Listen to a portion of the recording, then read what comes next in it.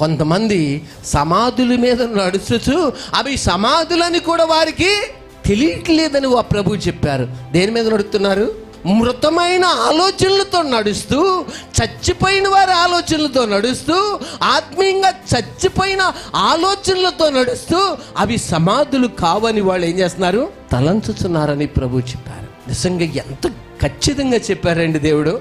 ఈ రోజున సంఘములో పెద్దనండి అని వాళ్ళు బోళ్ళు మంది విర్రబిగుతారు. కానీ మంచిదే ఆ పదవి. ఆత్మీయంగా మండుచున్నావా? ఆత్మీయంగా క్రీస్తుని గురించిన నోరు తెరిస్తే మర్రి చెట్టును గిల్లితే నీళ్లు రావు, ఏమొస్తాయి? పాలే వస్తాయి. మేపాలపు చెట్టును గిల్లితే దాని రసం వస్తుంది. చూసారా? జిల్లేడు చెట్టును గిలిగితే నీళ్లు రావు, ఏమొస్తాయి? పాలే వస్తాయి. దాని ఆకు గిల్లండి, ఏమొస్తాయి? పాలే వస్తాయి.